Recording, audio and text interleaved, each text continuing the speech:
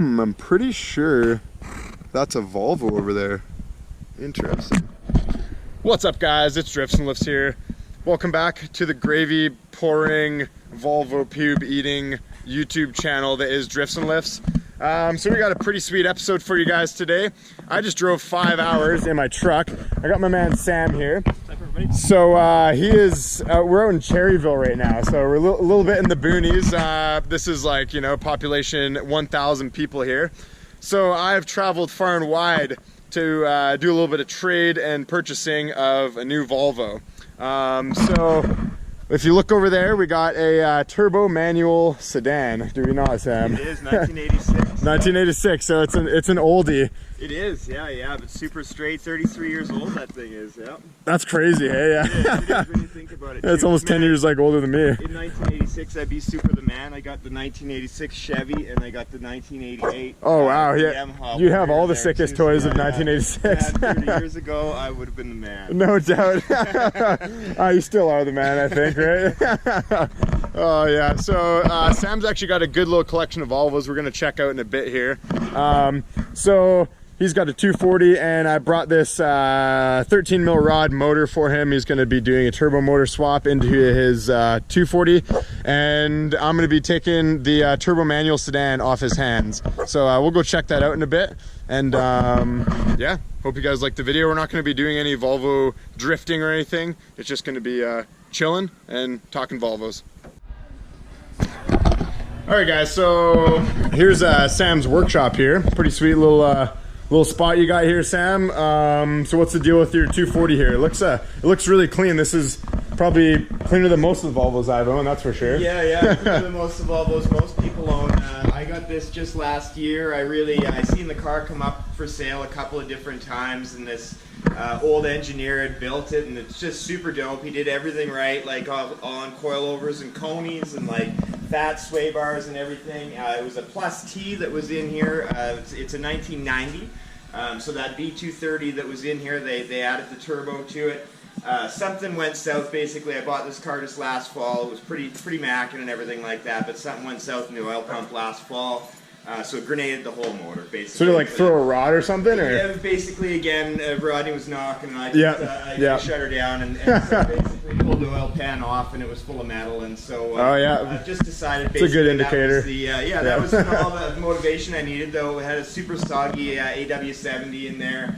That was really taking the whole fun out of the suspension and making this car pretty, you know, not what it really should be. A slush box, as they would call it. Yeah. Yep. So I was basically getting ready to do that anyways, and so this prompted me to basically get off my ass and pull the motor and tranny out of it, do a little hopped up motor in it, and convert it to a manual. I got the pedal box going on in there now. Perfect, yeah. I just modified, actually, I chopped the brake pedal, the factory brake pedal, and just added, I cut the nice. The other segment off of it. Yep, because the factory brake pedal is like way thicker on the automatic, right? Yeah, a little wider. Instead of pulling that whole box off of there, basically, because you got to pull it off the brake booster, and it's all above the steering column and the heaters and everything like that. Totally, yeah, it's a pain in the ass. I just left that all in there, drilled the rivets out, drilled some holes, pinned it all together. It's solid as can be. I'd say like the hardest part of a manual swap is the pedals. That's it right there. I really dragged ass on getting that one done actually too. I was like anything to not do it. It really tests your flexibility sometimes. So, but I mean, just Mac. Oh, it's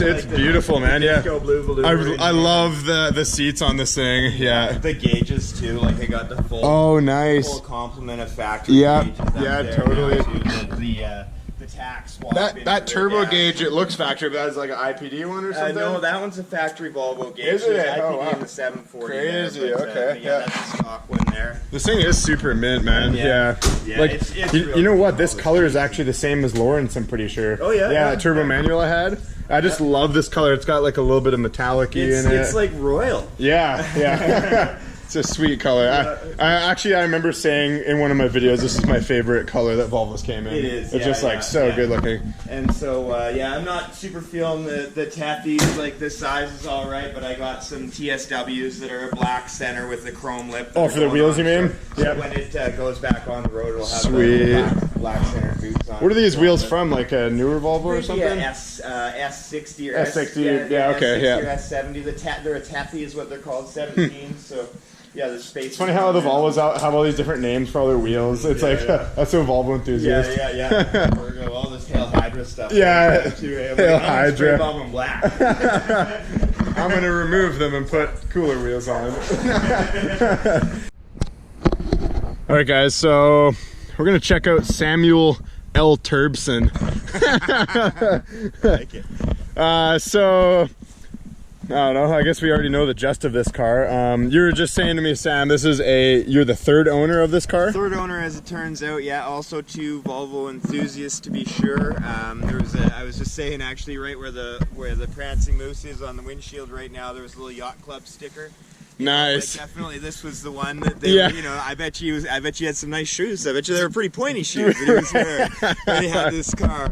And so, well maintained. This dude had a lot of money. He went right to the Volvo dealer, and he was like, "I want a turbo manual transmission factory, like 740." Yeah, Chauncey down at the golf and curling club got a Beamer, and I want something that's gonna beat it. It probably did too. It probably did, yeah. So basically, I actually picked this up on Castanet, like just local classifieds, and I was looking for a motor and tranny donor for the blue car, which in a roundabout sort of way it is providing. Totally, Basically, when I got there to look at the car, he had advertised that the motor and tranny was rebuilt and has approximately 120,000 kilometers. That's so weird. I never see like red blocks needing to be rebuilt. Something weird must have happened at it. That's what I was thinking. Maybe it wasn't beating Chauncey's Beamer there or something, and maybe had a little piston slap. Some of the early ones did. Yeah. So then when they did that, they put the I guess it's a G35. It's a Garrett turbo, but it's oil and water cooled. Okay, the T.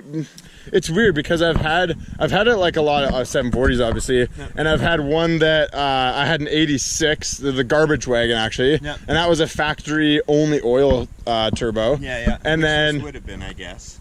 I think so, yeah. But I've also had another 86 that was the water cooled Garrett, so maybe that was an upgrade at one time. Yeah, exactly. Yeah. And so, but basically as I started digging into it, thinking that I basically was going to scavenge it for parts, realized that, like the maintenance had all been done on this car, the upkeep was there. There's a couple of little body dings or whatever here and there. Yeah, just like this on that side. Overall, it's really good. Like the rockers are solid. There's no rust on the bottom. There's a couple little spots around that front wheel well. Yep. But other than that, it's in really good shape. It does look pretty darn nice for a 33-year-old car. Right. Yeah. There's not like a whole lot of 33-year-old cars still driving like original. Yeah. That's it. So you gotta respect it for that. Totally, man. Cool. I could have probably gotten a little more carried away with cleaning for you. That's all right. That's all right. Give you something to do. Yeah, exactly. Cool, man. This is rad. I'm really stoked. I appreciate the opportunity, Sam. Well, that's it, right? Like it's kind of pay it forward to the Volvo community. I love loving these cars and letting them go. It's like a catch and release program for me. Totally, for sure, man. It's better to have loved and lost than never to have loved at all. That's right. So, I know you're gonna make good use of it, and you got some goodies for me to help me on my project. For sure, yeah. And stuff, so it's win-win, right? Win-win. That's what we're aiming for. Yeah. It looks pretty clean. Yeah, it's pretty clean. Yeah. And so I gave it a little douche. But other than that, like I say, I put a fresh set of oil in it basically when I got it. And other than that, I haven't really done much. I put the comb filter on it instead, just to open up the breathing just a little bit, and it's been running tickety boo. It's perfect. That's what I like to hear. All right, guys. So this is a really cool feature: cup holders. That's insane. The front one there is drilled out nicely, so I can put my nice to-go mug in there. Nice. Custom suited. Yeah, because that is one thing these cars lack severely, is some cup holders. I really like this panel here too. Yeah. It's loose. Yep. I'll just ready for a boost controller right here. Yeah, a little boost controller right here. Yeah, that would be sweet. I just like it. Looks kind of race car-y. Cool. All right. Well, let's check out these 240s. What do you got? What do you got here? So this is actually a GT, is it not? Yeah, and it's looking pretty sad right now, but I bought this car actually for myself for my 25th birthday, which is 20 years ago this year. Really? And I bought it off the original owner with about 160,000 kilometers on it. And, So you've had this thing for a long time. I've had this 20 years. Yeah. Wow, dude, that's crazy. I Yeah. had it painted once, and then basically it just started. The body was bad, and it had come from Alberta, and it was having a hard time, and so it got really soft around the bottom, basically, and around the corners, and so yeah. it's I don't know if that door will even open. That rod broke.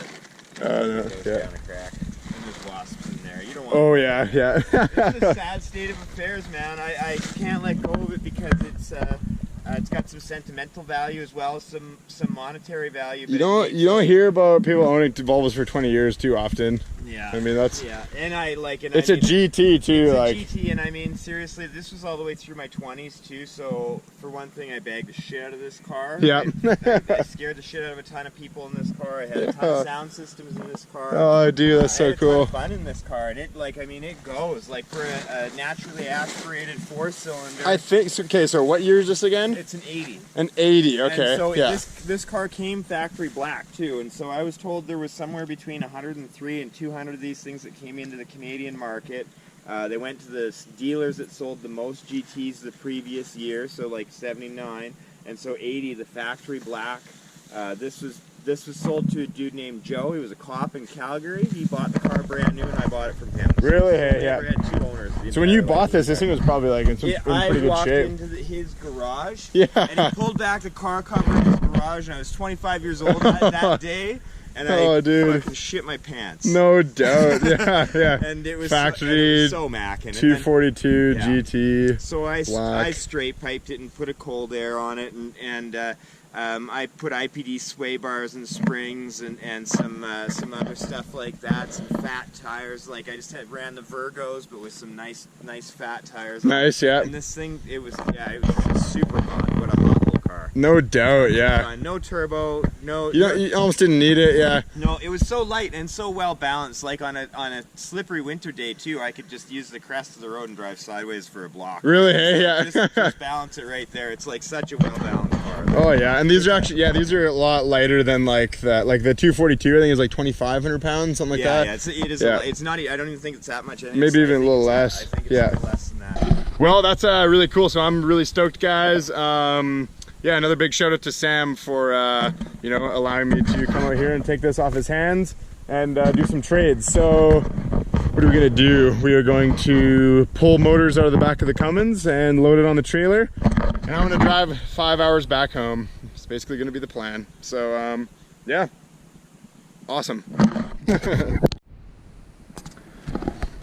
All right, guys, so we're just about to load Samuel L. Turbson onto the trailer. You'll notice I actually haven't even started this car up. So I've drove this far, and we're making the deal regardless of anything at this point. So, but this is a very good car. It's really nice dealing with, a dude that's a Volvo enthusiast and an honest guy and a nice guy. That's just it's what you hope for in a car sale. Doesn't always go like that, but so I'm thankful for this right now. Starts right up. Very quiet motor. It's got the IPD boost gauge here. Cool. Let's see how this clutch feels. Oh, clutch feels great. Oh.